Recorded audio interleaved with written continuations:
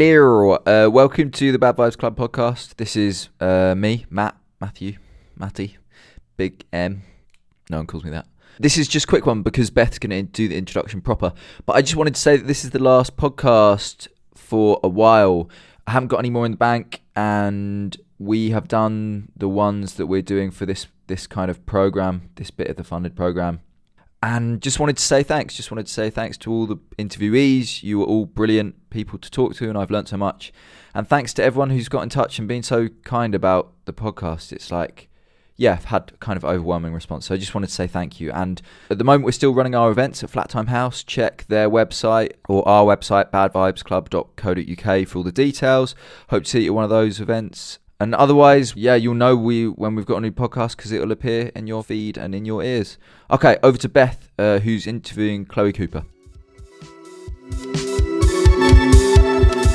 Chloe Cooper is an artist who also works in education. She has a lot of work which I would describe as activism. She's built a particular interest in sex education and sex re-education right now. And she joins us in the studio today to talk about that and a recent performance that took place at Battersea Arts Centre, which was called Internal Scratch and was very fun. So I thought it'd be a nice place to start talking about the project that you run with Jenny Moore and Phoebe Davies, which is called Bedfellows, and that's the sex re-education project. And I thought you could maybe say how that got going, so how you got together and what you've been trying to do with it. Sure, thanks Beth, thanks for having me on. So I guess maybe I'll just talk a little bit about what it is first and then kind of like how it got going, because it's really different for all of us, like our kind of intentions and our needs at the time and our desires for what we wanted and like where we want it to go. So I guess, yeah, we're talking about it slightly differently now, but we did used to talk about Bedfellows as a kind of hot-blooded research project to resist the like heterosexist kind of cis-dominated sex education we receive every day. And that's why we call it sex re-education projects, because we want to acknowledge that actually, I know often we say that we don't get sex education, and we're often then talking about that we don't receive. There's kind of no provision for it in schools. But what we're trying to say is that actually we do receive sex ed all the time from our families and our friends, and from school a bit, and from the government, and from TVs and films and music and stuff. And all of this is kind of telling us like how we should be doing sex, who we should be doing sex with, and like what should turn us on. And we kind of wanted to spend some time resisting that a bit and like trying to, I guess, come together to just like chat and work out how we kind of related to our own sexualities and gender identities, and how we could kind of verbalize that and also illustrate that. So trying to think about creating alternative visual imagery as well. And I think we started it in the end of 2013 or the beginning of 2014, so about 4 years ago.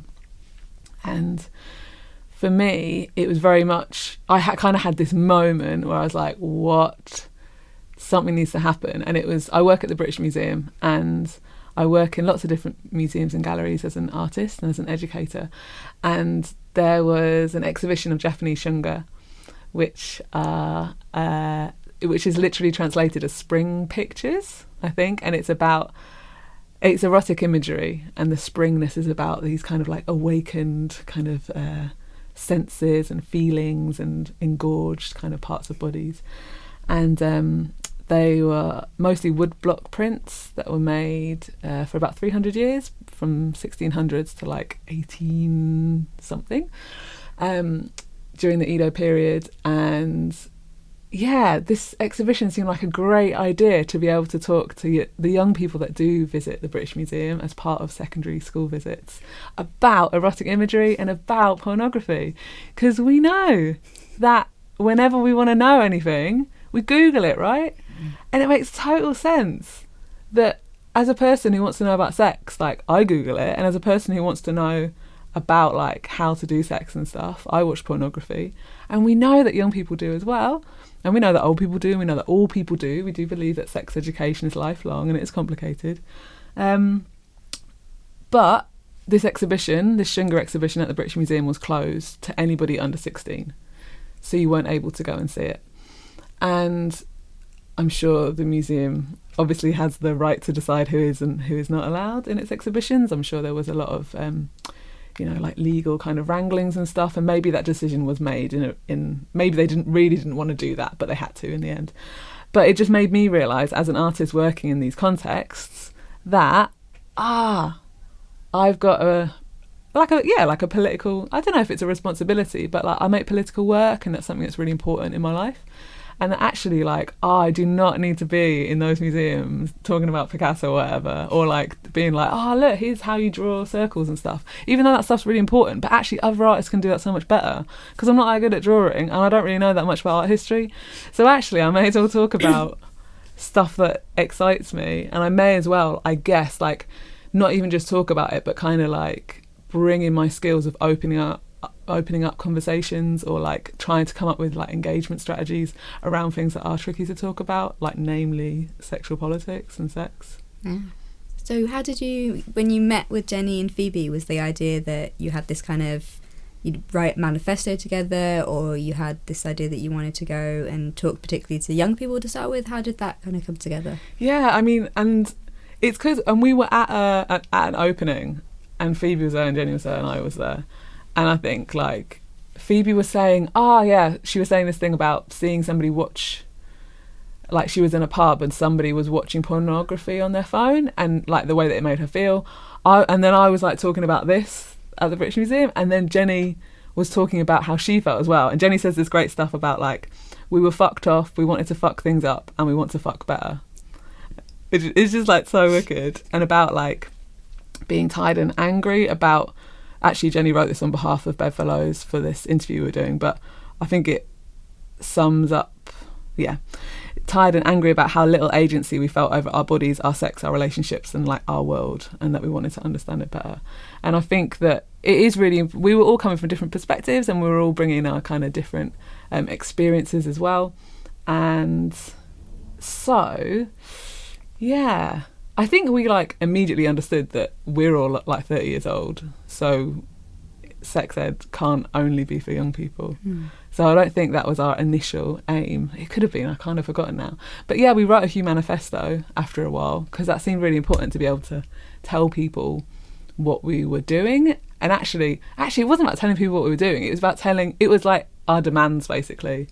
It was our demands of what sex education should be. As in, it should be queer, it should be feminist, it should be intersectional. And about normativity. That was really important for us in our Who Manifesto, talking about how normativity is a myth. And often now we talk about having a wide spectrum. So we want to kind of acknowledge the wide spectrum and make kind of representative sex education for all of our genders, all of our bodies, all of our desires. Yeah. And I think, just going back to Shunga, even though, like, most of the Shunga, there are representations of same-sex desire in the Shunga, but most of it is between heterosexual couples. But there's a lot of mutual pleasure going on, and I think, like, that was something that just seems so far apart from the mainstream pornography that we have now, which is so much about pleasure being reserved for those of us with penises, pleasure being kind of reserved maybe in this kind of weird like eroticism of inequality and like an eroticism of violence. And obviously I think like kink and BDSM, when practiced as it's meant to be, is great sex because it's consensual. And I think that's really important whenever we're educating as well, is to just make it clear that like you can be coming from a sex positive perspective, and that means like it includes everything that is consensual, but the consent has to be there. Yeah, it's a good one. Totally forgotten what your question is. No, I think you answered it. That's why we've gone with it. I just, every time I hear last night me and Chloe were both at a Charismatic Megafauna gig, and they finished their amazing set launching their new album Semi-Regular with an ode, a beautiful ballad of affection about the female ejaculate, but also for everyone who ejaculates, and encouraging that to be done. So it's good. I think that we kind of loop back. So you talked about the British Museum and your work with them. Have you been able to discuss sex education in the way you wanted with the British Museum? Yeah, Yeah, I really have actually. Yeah, that's been really, like a great kind of exercise in getting to know people you work with better, and like not assuming that you know what they're going to be interested in and what they're not. So always talk to your line managers. That's the lesson that I've got from this. So I went and spoke to my line manager and said, look, I'm an artist on this programme. You want me because I'm an artist. And actually, this is what I need to do. Like, can we do this together? And she, Melanie Rose, said, yes, we must do this. This is something that's really important to me as well. And I think there does have to be a kind of fusion. We talk about it a lot in Bedfellows, about the personal, the political and the professional. And it kind of ticks, all three of those for her, and it ticks it for me definitely as well. And she, went about straight away talking to Brooke, who are a kind of sexual health advisory service and sex educators. They've been going for years and years. They're normally the one that's in like every town whenever you need like free condoms, but also loads of advice and loads of other barrier methods and methods to do with contraception, but also other stuff as well. And who are the other people? The Sex Education Forum. And they really helped us to develop workshops that we felt could be safe but also challenging as well. So like brave space kind of situations. Because what we do at the British Museum is we ran a pilot with a school called Ackland Burley in Camden. They're a brilliant school, really progressive, really exciting school. And that was over 4 days, just to kind of test out how to use objects and talk about sexuality and gender and desire. But then we realised actually we didn't want to do these special projects, because that project happened in LGBT History Month, obviously. I'm saying obviously because, like Black History Month, that is the time when and like Women's Hour, that's the time when we talk about those things, as opposed to all the other times when we don't talk about them. So it felt really important to actually be able to provide these workshops all the way through the academic year, and for you to be able to book them like any other workshop. So they're just 90-minute workshops, just like anything else. So you can come and look at the Romans or whatever, or you can come and look at consent. You can come and look at the Egyptians, or you can come and look at pornography. And they take place on the gallery floor as well, which is risky, and it's something that we always talk to students about at the beginning. So we always come up with a group agreement. We kind of discuss how these conversations could happen safely and bravely in the space, and also acknowledge that we're in a public place. We're talking about sex. This is pretty rad. Like, please opt in and please opt out, and that's fine. We've had a couple of people opting out before. But yeah, we do this with secondary audiences, so secondary school kids. And actually talking about consent with them is really fascinating, because often they're at school against their will. They do not want to be at the museum. They do not want to be doing any of these things. And then suddenly when you start saying that consent is such an important thing in all of our lives, in every aspect of our life, not just in sex, it's something that really kind of strikes a chord with them. So we run 5 different workshops on the different topics in sex ed, and it's exciting. We've had some repeat visitors, we've had some people like coming out, which definitely like isn't the aim. Like, it's not something, nobody has to come out. Like, it's not about outing yourself. You can if you want, you don't have to. Like, and I think that the teacher was just saying like, hey, these kids who, like, by giving them a history, by like saying like, hey, these objects through time, because our oldest object is 11,000 years old, and we cross cultures as well. So just to know that like, you've got a history, or like the group that you identify with maybe like has a history, is like something that I think the teacher was saying was like really empowering. I don't know, not sure about that word, but it was something that made those students be able to say, I'm going to identify with this group. Yes. Yeah. And you did a performance recently which looked particularly at the provision of sex education in secondary schools and also primary, I think. I got the impression. Yeah. I was looking back at it today, and I'm not entirely sure. It's so hard, isn't it? This government stuff. Yes. It's like boring and hard at the same time. It's like, It was amazing, isn't it? It was like a survey. Oh yeah. To get opinions. Yeah. From people who were involved in the provision of this education. But Yeah. anyone also could submit a response. Mm-hmm. The performance that you did was called Internal Scratch. Yeah. And it was a presentation of a work in progress in a certain way, but it was also a work. Yeah. And it was trying to answer some of those questions within your practice, so through performance and particularly in this performance that you used props as stand-ins. So I think they were kind of quite suggestive, and they stood in for anatomy, and they also pointed to things outside of the space we're in. Could you maybe talk about the object that you used from the British Museum collection? Yeah, sure. Yeah, so she's called Tara, and she is in room 33 at the moment. She's just been put back on display after some concert. Oh, after the whole room was rejigged and stuff, which is really great to have her back because she's a really exciting object to be able to talk about with people. She is a solid bronze figure. She's coated in gold, so she's really shiny, and they've put all the lights on her, so she's really spotlit. She is about 3/4 life-sized. She's on a plinth, so she's a bit higher than you, and she's looking down a little bit at you. And she is the personification of the compassion of Buddha. And she's from Sri Lanka originally.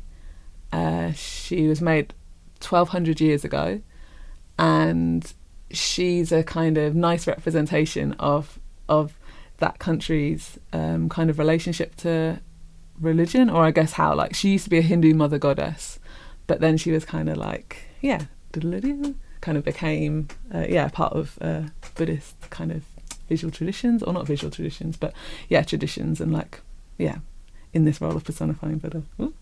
And she was found / taken in around the 1830s, when a part of what is now Sri Lanka was annexed by the British. She ended up at the British Museum.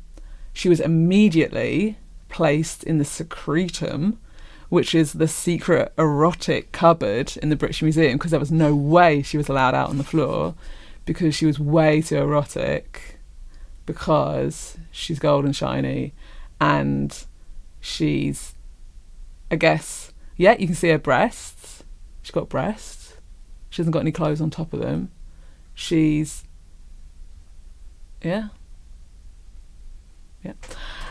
she's wearing this kind of ankle length sarong, I guess. And she wasn't alone in that cupboard. There were other objects as well. But there was this particular... Ooh, I might find it. I'm going to rustle some papers, like more than I need to. But in 1857, there was these obscenity laws known as the Obscene Publications Act. But they governed... so it was... She was seen as being able to deprave and corrupt, basically. So that's how they kind of validated putting her in this cupboard and not allowing people to see her. So in your performance, you use her as a kind of object to draw attention to. Maybe for me, I was thinking a bit about how we talk in public about sex and sexuality, but maybe there were different reasons that you brought her in that you'd maybe want to talk about.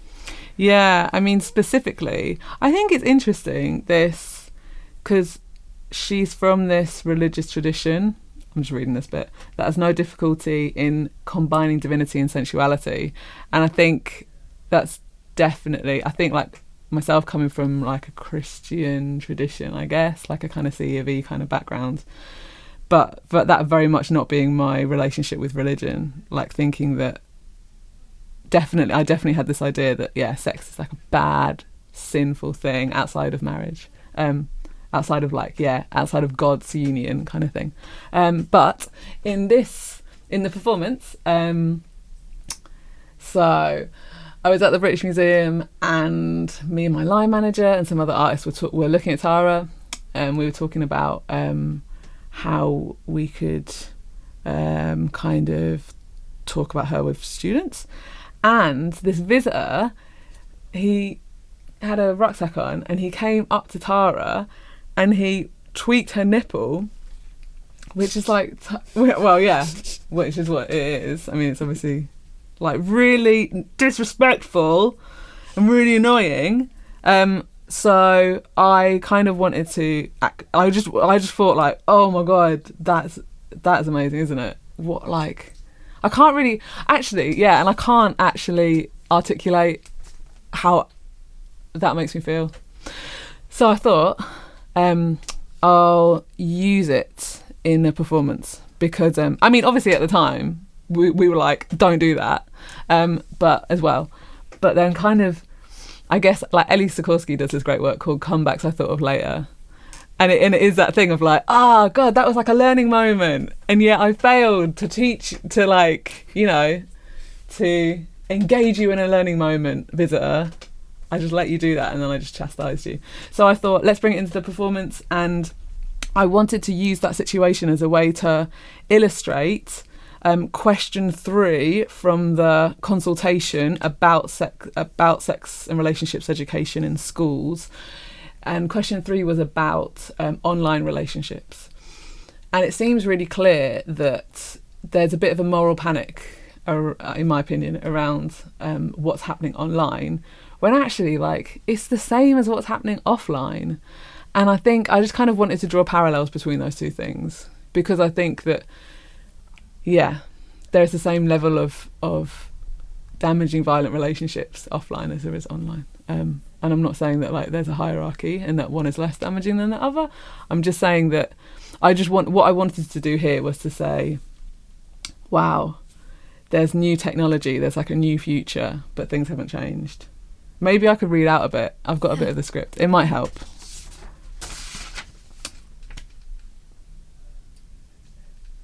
Okay, yeah. So, I hate it when the future's the same as the past, only shinier. When so much work is done to enable people to seamlessly transfer their hate skills to a new platform. There's no glitch in the upload, no compatibility error, no connection failure, no support issues. The old system and the new are perfectly synced. Yeah, so it's basically about that, if that makes sense. It does.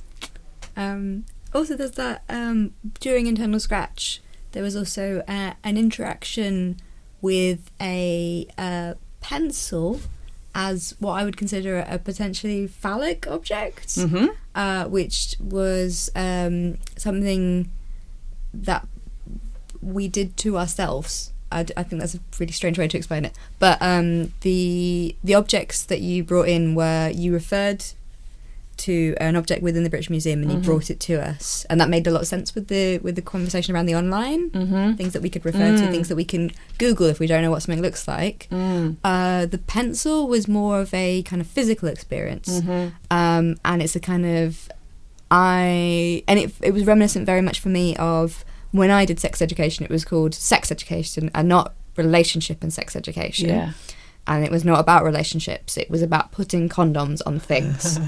And it was really, for me, it was almost quite nostalgic. I didn't do anything with a pencil when I was at school, but we had that moment where we looked at condoms and we looked at how to put them on. I think that the area of the country that I'm from was at the time really particularly high for STI within the population, really high rate of infection and really high teen pregnancy. And the most important thing to do at that time was to make sure that we could use a condom. And what you did in the performance by giving each of us a pencil was also to think, for me it was about thinking a little bit differently about that interaction, because what I knew from my sex education was very basically how to put a condom on, I think it might have been a banana, and then you should make sure that the guy had condoms and you had condoms, and never it wasn't really made clear that your role might be to put the condom on it would be in a heterosexual encounter, and you know, you could have a go on the banana, but the guy would know how to do it, really. So there was a sort of you said you weren't really sure about the term empowerment earlier. And I think I've got a lot of confusion about that term as well, but I do think there's a lot of I think more importance should be placed on understanding tools that you're giving people, so not handing them an object and saying this will become important at the right time, but explaining why and what for and the information that you need to know. And if we're talking about contraception, that there are multiple forms of contraception. But the thing I really liked about the performance was we also thought about the notion of penetration, and penetration not being in the way that I feel like my sex education framed the sexual act. It was heterosexual, and it was something that happened to the female partner. It was something that was done rather than it was something that was necessarily mutual or in any way could be sort of initiated by the woman, as I understood it. Could you explain why you used the pencils and how? Yeah, I wanted to use the pencils because I read this brilliant article called On Seclusion in Mask magazine by Binny Adams-Chak, and in the article Binny kind of suggests a new term, and I'm really excited about making up new words and stuff and like new vocabulary, because it's again, it feels like a tool, it feels like a way of trying something new. And seclusion is kind of in the article is suggested as an antonym to penetration, so it's about the same act but from the other perspective. So penetration, it often feels like it places certain body parts in the role of active, and therefore the bodies that are connected to those body parts, and then other body parts as passive. So we've got the penis, the dildo, the fingers, maybe a tongue a bit, but tongues can kind of move a bit more, so they're a bit more tricky as the active. And then we've got anuses, vaginas, hands, mouths. Hand as well is a bit but as the passive. And Binny's saying that this is something that's really damaging across heteronormative relationships and also within queer relationships as well, because it's kind of there's this just idea of domination, and that actually and to get penetrated is to get fucked, and to get fucked is to be, I don't know, disempowered, is to get fucked. And I wanted to see if we could change the way we related to this kind of finger, penis, dildo stand-in of the pencil with our hand, which was maybe a stand-in for an anus or a vagina or a mouth. So that's what I asked us to do. And before that point, I'd shown us, we'd watched this kind of strange, I think it's like 2 or 3 minutes, but it's like this kind of futuristic, it's like boo, they're like these 2 tones, they go on for way too long. It's my new attempts, it's like my new garage band attempts, and it's these two hands drawing simultaneously something that goes out and something that goes in. So that's not, I haven't actually thought about describing 2 bodily parts as that before, and I'm not sure I'm happy with that.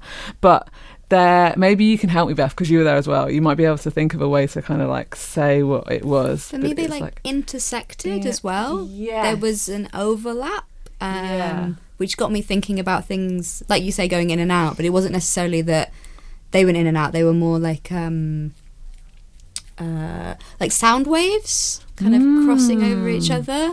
But then with the hand, there was the hand was very stiff in the holding. So there was a tension, and also maybe like an attraction to cross over. That is what I thought it looked like. Oh, that's exciting. I kind of hadn't I like that idea of a kind of like a muscle kind of like. Maybe it's that noise as well, that particular noise. Yeah.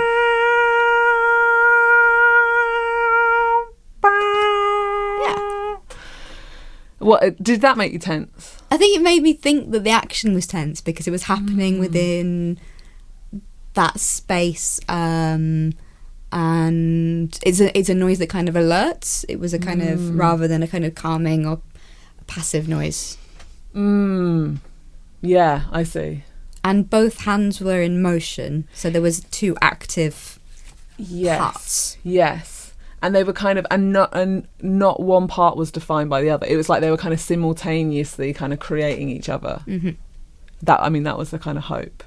And I think that, so after watching that, you took a pencil from me, and then I asked you to place it between your legs until we like found a new way to relate to it. And I think you placed yours underneath in your armpit, was it? Yeah, that was another choice that like eventually kind of was offered, and you could also put it in your knee pit or in your mouth. And then I asked for you to try to push your hand onto the pencil as opposed to pushing your pencil into your hand. And how did you find that there? I struggled with it, and during the recording of the Create afterwards, I said that it made me sound very bad at sex. And I'm going to own that. I'm not very good at sex, according to the pencil test. Yeah, I mean, specifically, I've got it written. Yeah. I've got it written down here. You say something like, "Oh, how can I put my armpit into my? It's something about like pushing my armpit into my hand." Yeah, it was really a struggle of like physical understanding of my own body. Yeah, a bit of a flatline there. My armpit is passive apparently. It could be a sort of naturally submissive part of my body. Yeah. But it was hard to. It was the thing of thinking about the exercise as a kind of discussion about sex and sexuality and how we relate to each other and sex education. But it was also thinking about physically trying to enact something that had this kind of metaphorical.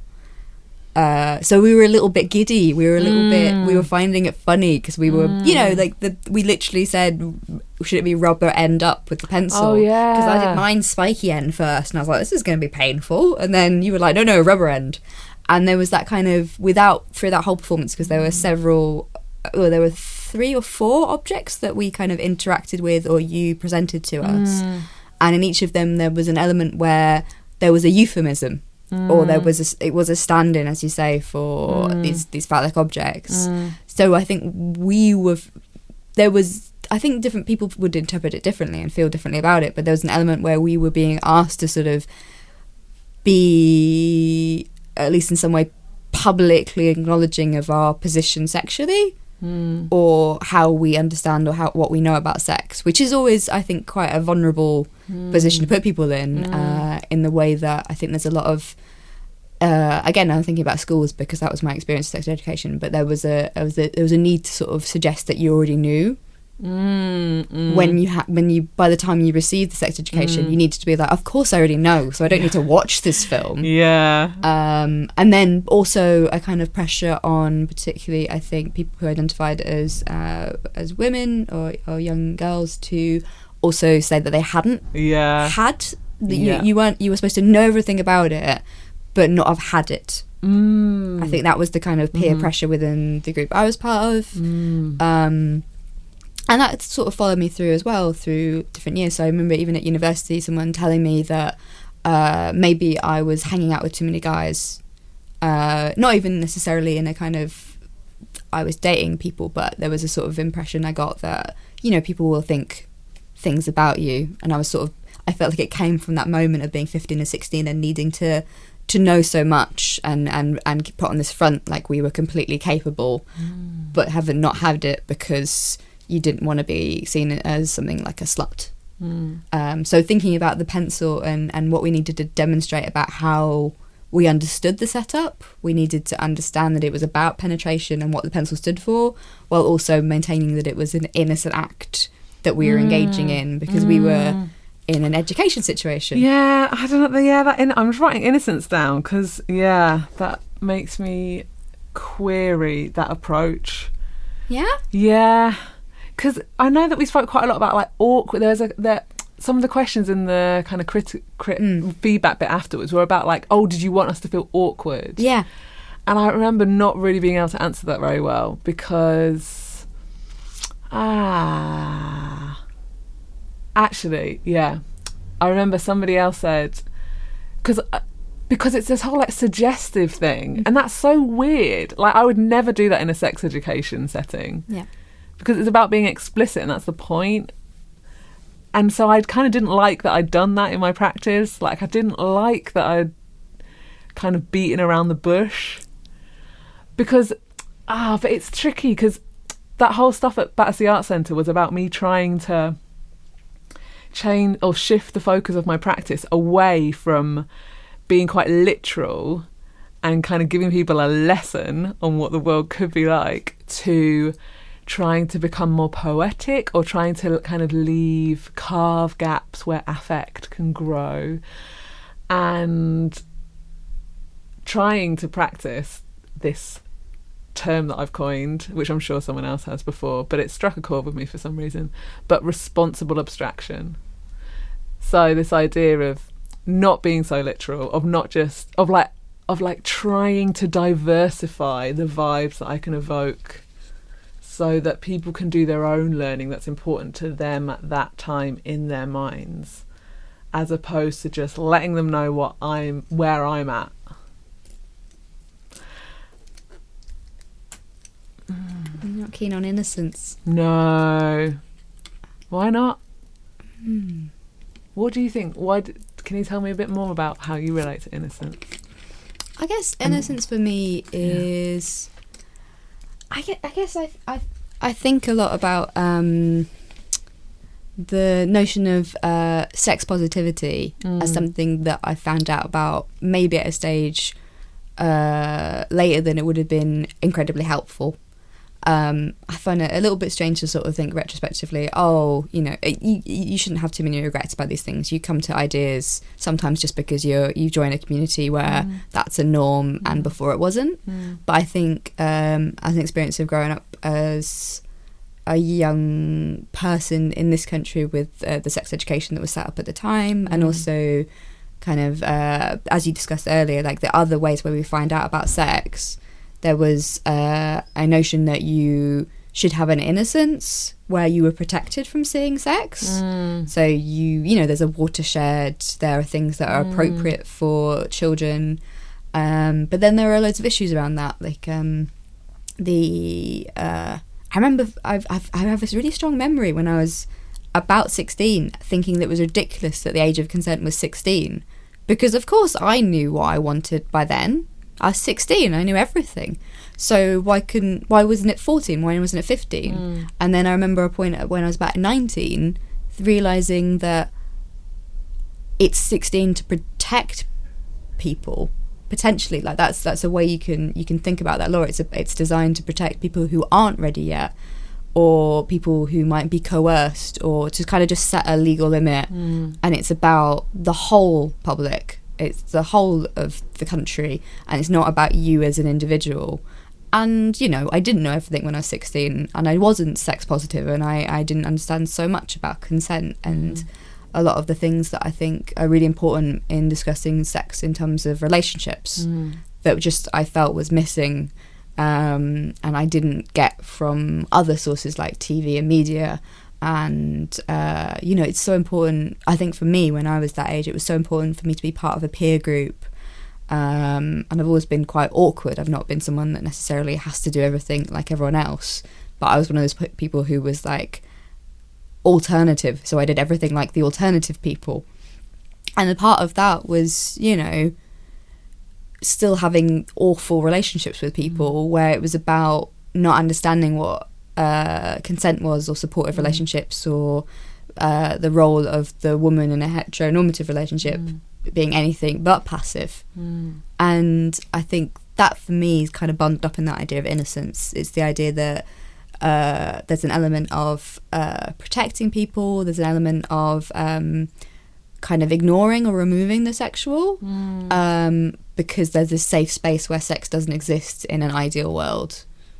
In the same way as what what is that film? There's a film called Legend, which is like a fairy story with Ridley Scott directing, and there's a giant red devil played by Tim Curry. It's brilliant if you haven't seen it. But seen it. There's a young woman in it who's a virgin who I think she is punished. I think she wants to touch a unicorn, and because she defiles the unicorn, I think she brings about a kind of apocalypse or crisis. And it's that notion that women acting on their desires can be world destroying. That I think is kind of like an implicit part of a lot of narratives about virginity. Which maybe is Western more so than in other cultures, but I don't feel like I know enough about necessarily all of the cultures to say that so sweepingly. But I did think at the time, you know, there's so many where there was those few kind of women in, you know, young women in stories in Hollywood that you'd cling to, like The Labyrinth, where the woman goes and like saves her little brother and, you know, has like a sexy, cool flirt with like David Bowie, but then it's just like, no, I'm taking my little brother and going home. Cool. And then there's so many where you're just like, well, that passive woman has, you know, failed by losing her virginity, or she's punished for it. You see women stabbed to pieces because they've had sex and they're in a teen slasher film. So that understanding of innocence for me is all kind of tied up in that moment between maybe being, you know, like becoming pubescent to the point where I was an adult in some sense by being 18 or 19 and having to figure out more things by myself anyway. Yeah, thank you for telling me a bit more about that, because I'm really interested in that. My friend told me she's like a year one or a reception teacher, and she says that when she when the kids kind of put their blankets over, because I think they have naps or something because they're really young, and she starts reading them a story, she'll be reading the story and she'll look up, and in this class of 30, at least 2/3 of them will be like having a lovely little poke around, like like touching their genitals, and it feels really nice presumably for them.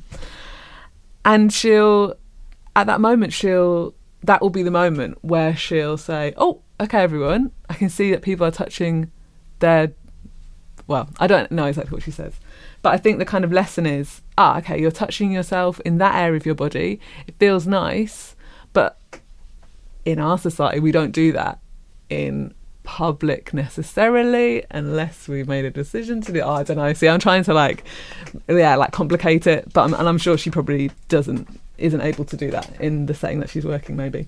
But before I kind of heard that, and before I kind of started thinking about this stuff, there is this kind of suggestion there, or I'd understood that kids who are in year one would not have a sexual relationship with their. But I mean, I don't know if they are consciously having that relationship. I don't know enough about this. I want to learn more about it. But yeah, I think it kind of comes into my idea of innocent children and them not having those urges. But when you talk about the idea of lifelong sex, re-education, also we pick up some ideas that maybe aren't right. Yeah. Oh my gosh. All of the time. Yeah. And thinking about the different stages at which you kind of can introduce information or challenge accepted norms, that seems really exciting and powerful to me. And I do wonder about the potential of kind of abstracting, because there's also this idea that people aren't ready to receive education once they know something about something. I know, but then how can they be then they haven't given their informed consent in a way. Yeah, that's true. I want them to be able to opt in, to be able to hear all the things we might be talking or will be covering, and for them to say yeah. And obviously there's going to be loads of barriers to participation that they're not going to be able to say. So maybe people won't be able to say yes, I'm opting into that, because of maybe some of the kind of gender related things that you spoke about earlier. Just as an example of one barrier.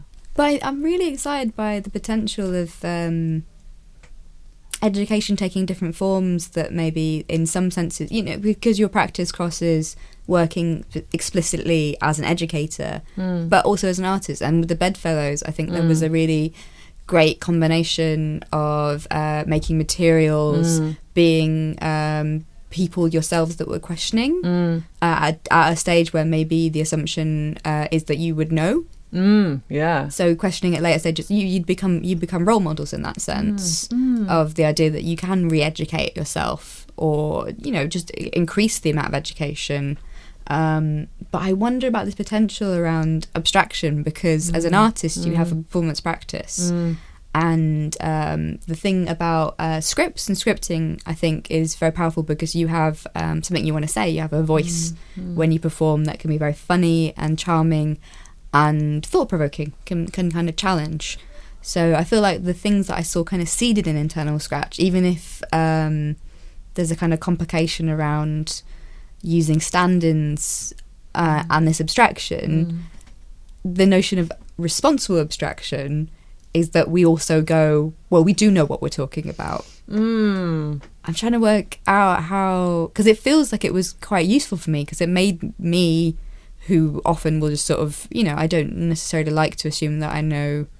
Again, I'm not 16 pretending I know everything about it, but I do probably do a bit of surreptitious Googling rather than going to somebody, what on earth do you mean by that? Yeah. Because I don't know what are you describing there?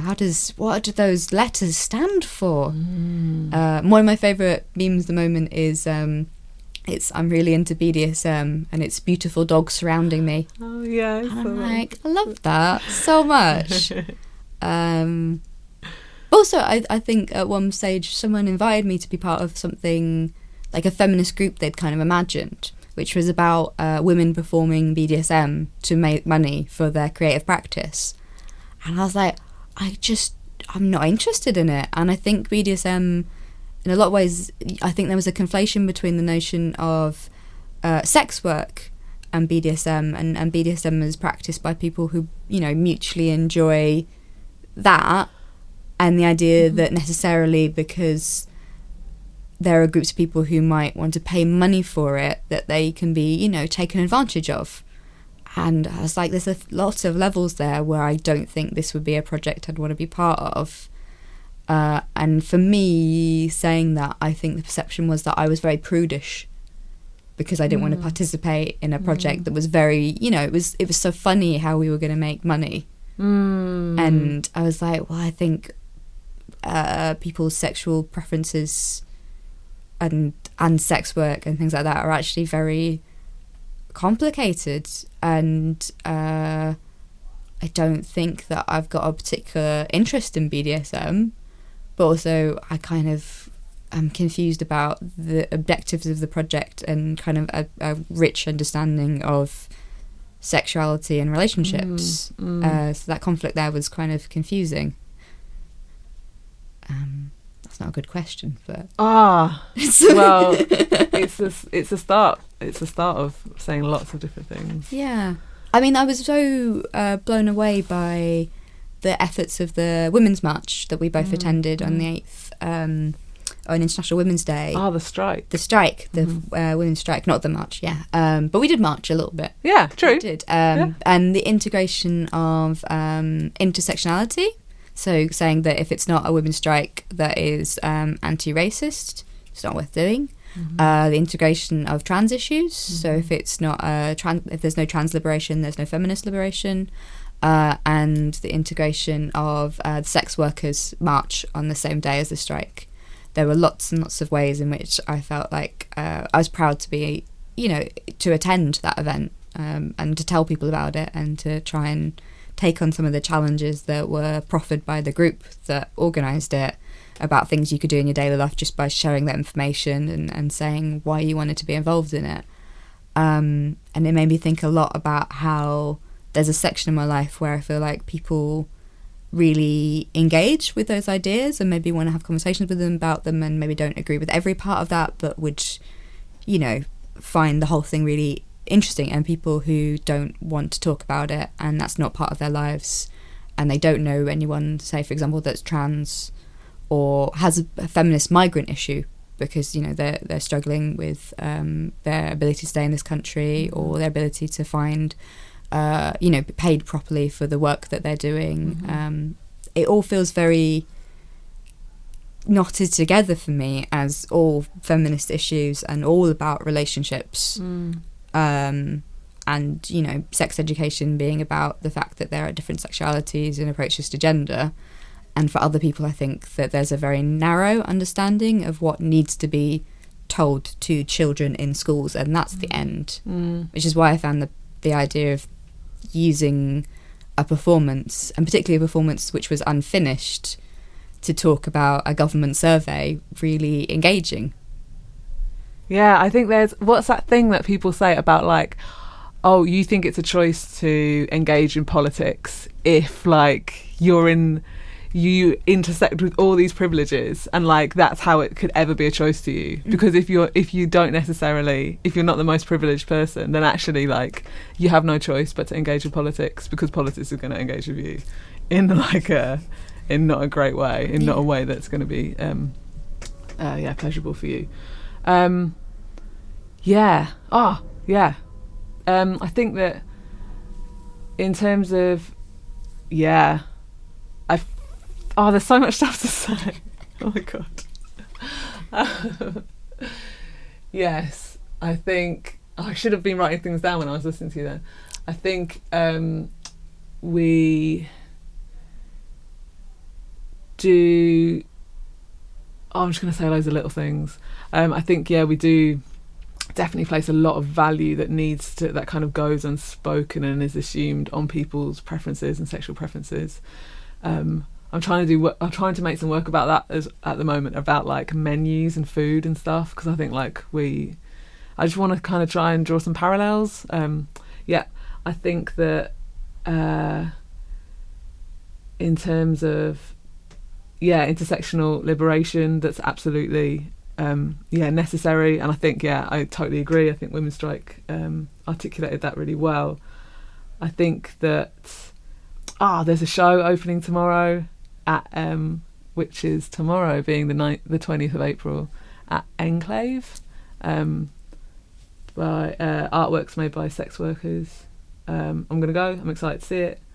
I think other things are, in terms of educational policy and kind of discrimination, we're in a really exciting place because Justin Greening managing to get eventually compulsory sex and relationships education through on the 1st of March last year, like through the Children and Social Work Act, I think it was, has meant that, I mean, that's what this whole draft consultation was about for the public, and it was just for educators, students and parents, students up to 19 years old. But it just means that those regulations need to be rewritten, and they have to, and actually it's not something that the government's going to be able to just say, oh, it's just something that we wrote in 2000, which is 18 years ago, which is when Section 28 still applied. So that was the kind of ruling that did not allow the promotion of homosexuality in schools, which kind of did mean that teachers were not able to talk about this diversity of sexuality and gender identity, as you just said then. And actually the teachers, I mean, and the worrying thing is that people who are teaching now are our generation. So they were therefore schooled during Section 28. So they received the sex education that we received. So actually, even though Section 28 was repealed in 2003, it's meant that not a lot has really moved on because of the guidelines staying the same. And I hope that this is going to change it, or this, like, re-looking at it. I mean, the scary thing is that we might get compulsory sex and relationships education, which is going to be really exclusionary and it just means that everyone has to learn about a really limited scope of sexuality, which would be, and relationship models, which would be even worse in a way. Yeah.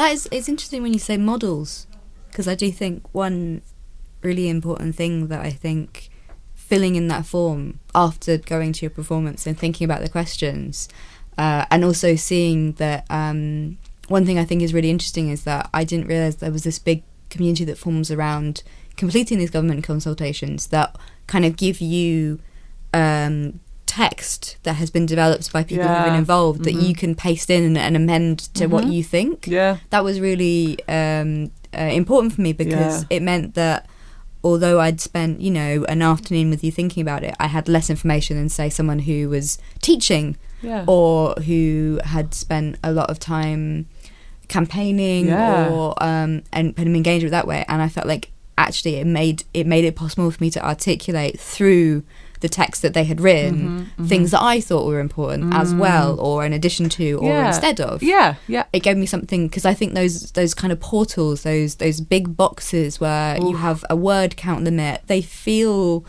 for a start, they feel against people who have different approaches to, you know, like if you have dyslexia, if you have some special educational needs of any sort, they are boxes in space that you must fill, and I think that's quite challenging for people with different approaches to these things. Even just like the colour of the format and the number of words in the question almost matches the amount of words you're allowed to respond with. So I guess my point was that having models of sex positive, relationship positive, you know, there are multiple ways that you can have relationships that aren't necessarily the 2 or 3 formats that I've seen before in life or on in culture. That in itself could be huge, even just acknowledging that those different approaches exist as a starting point. For, you know, trying to imagine back to 14-year-old me, I'm just like, that would have blown my mind in a way. And, you know, it's not like I lived in a unliberal area. I definitely had a friend who had 2 mums, and my parents were very open about discussing these things. And I had 2 parents that were, you know, they've had one major partner in their life to date, but, you know, for 30 years.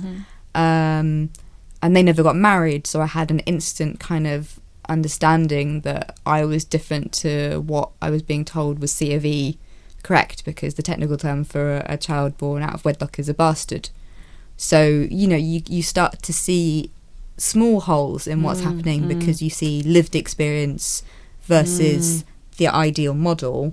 And then when you know that there are multiple models, you start to realise that you have agency in a way I think you don't before that point. It's like the way that I think sometimes you talk to people and they say, oh, well, the government needs to have austerity because we're in deficit. And then you meet someone who goes, well, you don't need to work. Work is, you know, a moral good. You don't need to do jobs that don't need to be done. And you go, what? And it's a really exciting moment where you kind of see the world open up a little bit. And I think that could be one of the most, in terms of why I think the idea of re-education is exciting, is the notion that we all can keep learning, or there are better ways to educate.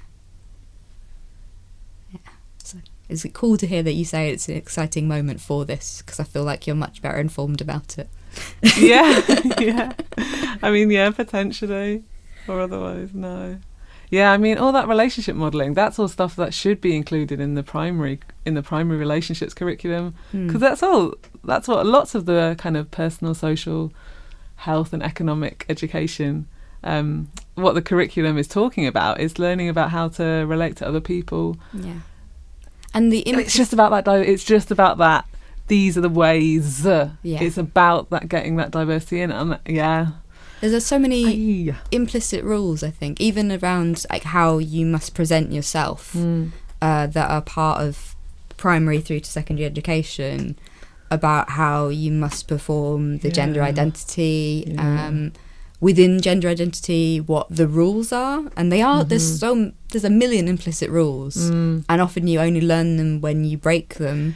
And you might not break them because of intention, but because of other reasons. But there are ways in which you can be kept in line, and I think that the idea of compulsory education around something that's so fundamental. For me, it feels insane that it feels not insane. It feels scary that could have gone so long without, and I can kind of feel like a conservative force in that idea, conservative with a small and a big C, around not making that a formal part of people's education, because it's about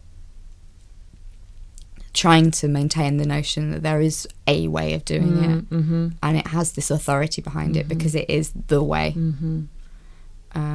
I guess I'd really love to just kind of, before we finish, mention something about activism.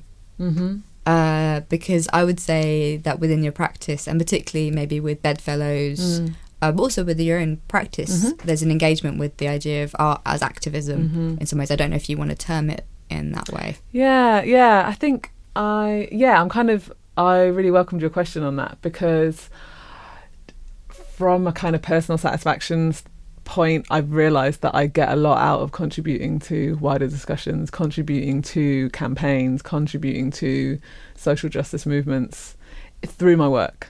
So, for example, contributing a performance to a conference about self-care in an unequal art world, which is something that Kerry Jeffries and Sophie Chapman and Rosie Schweiker did like a year ago or a couple of years ago.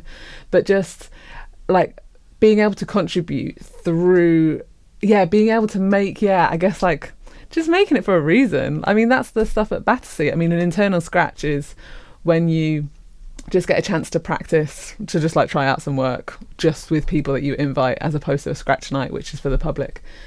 But for me, like that, like cool and stuff. But I really wanted to like try to manifest some answers, some like abstract answers to this form, and that I suppose was a political move. And I guess it just, it's just got to, it's selfish in a way, but it's just got to feel like it is part of something, and there's a reason that's bigger than individual artistic geniusness, I suppose. And I think it's like dead important. I work as you say, like a lot in educational settings. I think it's dead important that people kind of receive that message as well, to like add into their idea of what art can be, of what the function of art is or could be.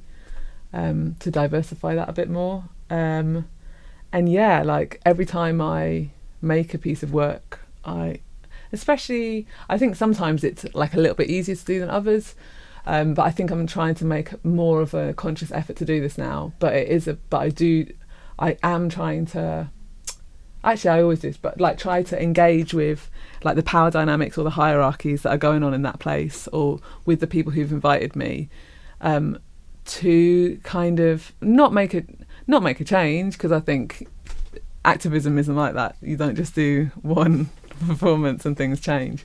But I think you can offer something which is perhaps slightly different to what other people can offer.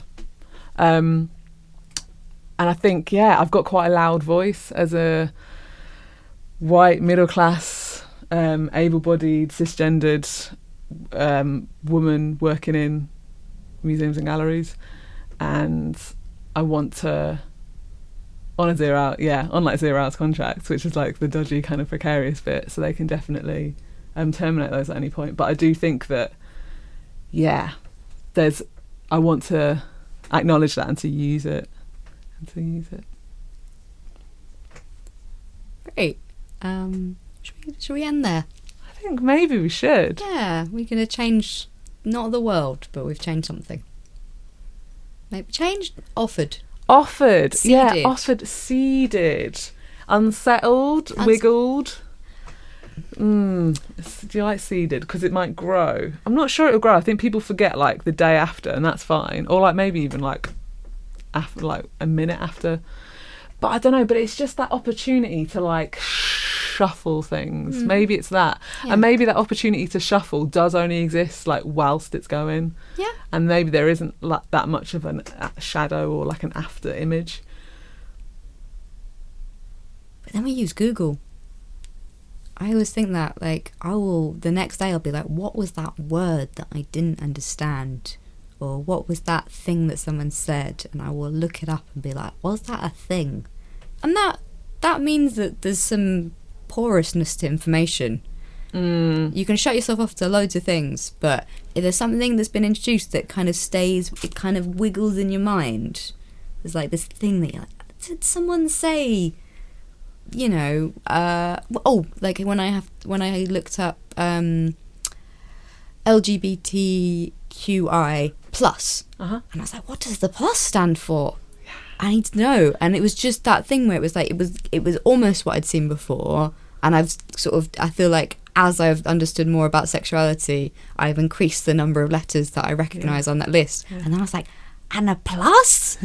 I need to look up what the plus is. And it was a moment of learning. Yeah. Yeah. So I guess that's the message, isn't it? Keep learning. Yeah. Add pluses to everything. Add pluses to everything. Yeah. And like, yeah, share. I think like, yeah, all these people, everything we've just talked about, like, people have been saying for years and years and years. Yeah. And it's just, offering solidarity, I don't know, like, just doing the bit, isn't it? I don't know. Do your bit. I love that we keep trying to finish it. And then I'm like, yeah, maybe this is going to be the last word. But no, do your bit, add pluses. It's good. I'm gonna definitely stop my timer. Matt, cut it now. Yeah. I don't even know how to stop the record. Oh yeah, nor do I. Yeah, it's just gonna keep going, isn't it? Yeah. We gave options for endings there. Oh my god, there's so many great options. Oh, thank you. Oh, thank you. It's really good to chat. It's really good. Yeah. Oh, I didn't even I was gonna sing History of the World in 100 Objects. You could do that now. now. Theme tune. Okay. Do do do do do do do do do